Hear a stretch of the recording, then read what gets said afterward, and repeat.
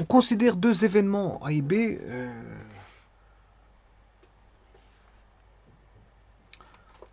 tels que la probabilité de A vaut 0,5, la probabilité de B vaut 0,8 et la probabilité de A inter B vaut 0,4.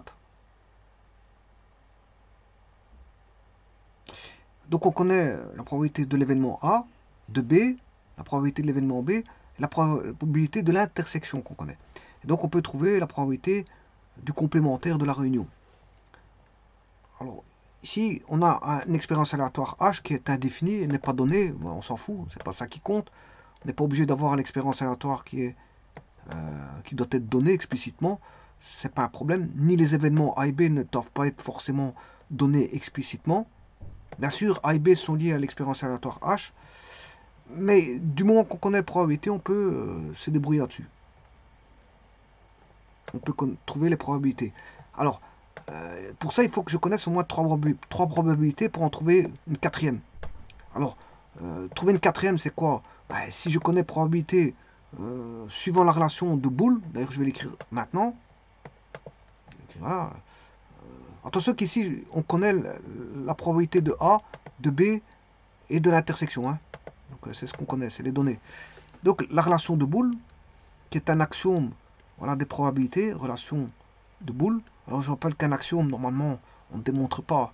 Bon, tout dépend ce que les gens définissent comme axiome. Bon, si c'est simple, on ne va pas le démontrer parce que c'est simple. Mais parfois, certains font en sorte que c'est un axiome pour ne pas le démontrer. Ils estiment que c'est un axiome. Alors que bon, la démonstration n'est pas aussi simple que ça. J'avais expliqué ça dans une vidéo précédente. Qu'est-ce qu'un axiome? C'est quelque chose qu'on va utiliser, un principe qu'on va utiliser directement. On va utiliser directement ce principe. Mais maintenant, peut-être qu'elle nécessite une démonstration simple, voire pas de démonstration parce que c'est simpliste. Voilà, voire une démonstration, mais on n'en fait pas, on estime que c'est un axiome.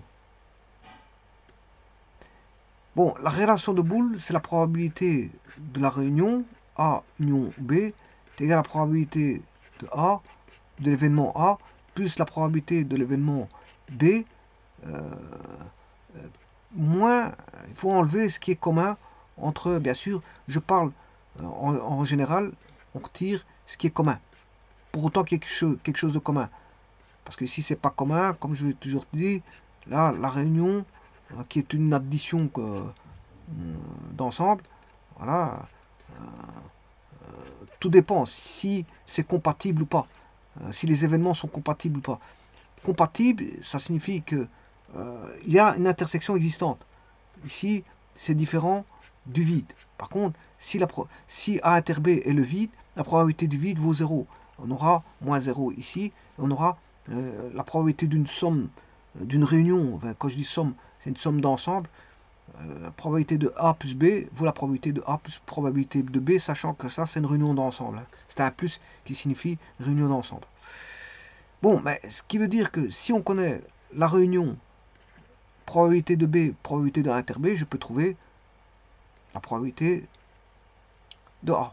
Maintenant, si on connaît probabilité de A, probabilité de B, probabilité de l'intersection, je peux trouver la probabilité de l'union. Bon, ça veut dire que vous avez compris que j'ai 4 sur 4 éléments, 4 probabilités. Il suffit que j'en connaisse 3 pour que je connaisse, pour trouver la quatrième. Alors qu'est-ce que j'entends par quatrième?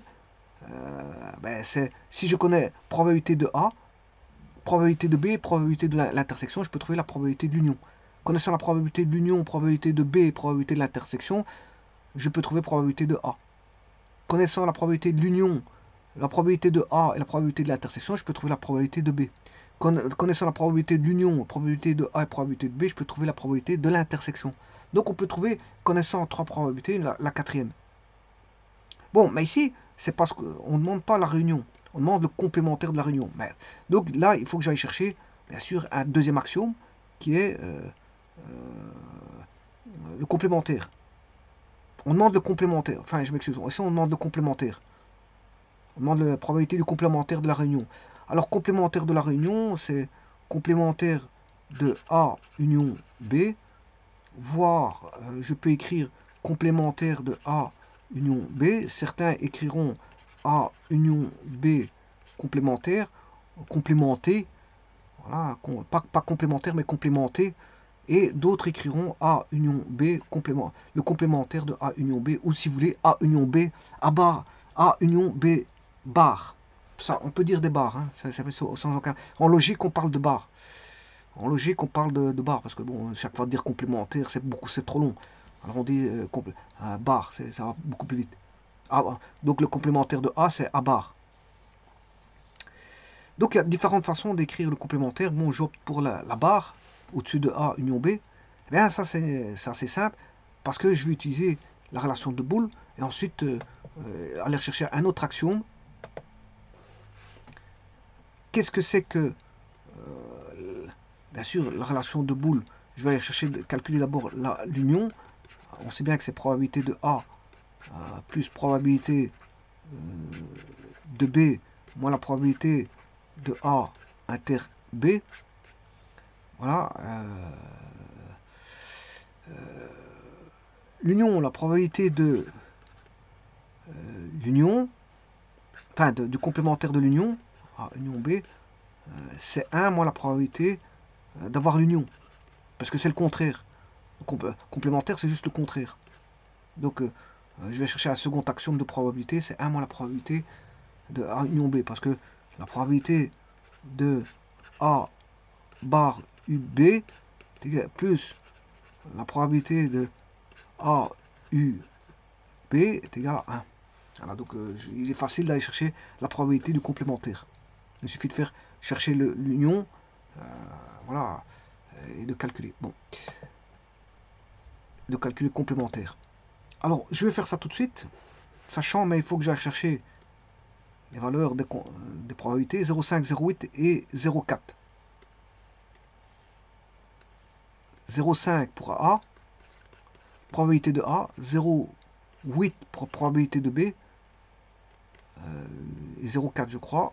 Ouais, 0,5, 0,5, 0,4, 0, enfin 0,5, 0,8, 0,4. L'intersection c'est 0,4. Là j'aurai la probabilité de A union B. Calculons ça.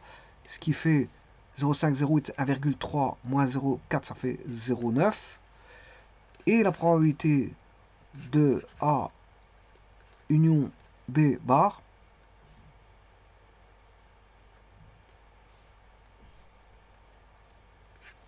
c'est 1 moins la probabilité d'avoir l'union A union B égale 1 moins 0,9, ce qui fait 0,1. Bon, en d'autres termes, je vais essayer de le faire par les ensembles. J'ai un ensemble, deux ensembles. Oui, bon, ça c'est pas un ensemble. Un troisième ensemble, voilà. Et vous pouvez voir, bon, l'intersection, elle vaut 0,4. Alors, A moins, ça c'est A. Ça c'est l'ensemble B. Ça c'est la réunion A union B.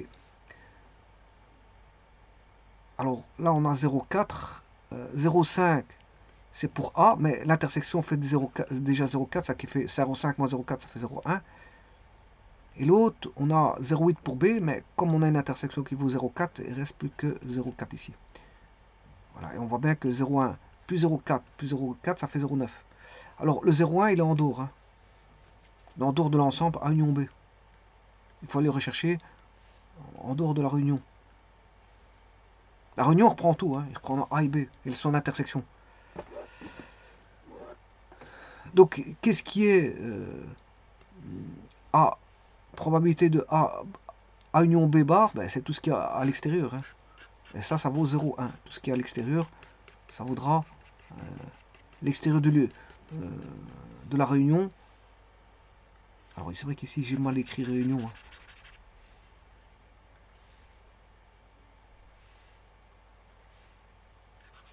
A union B.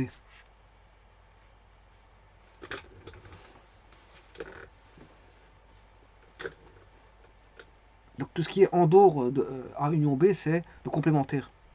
C'est tout le contraire de A union B.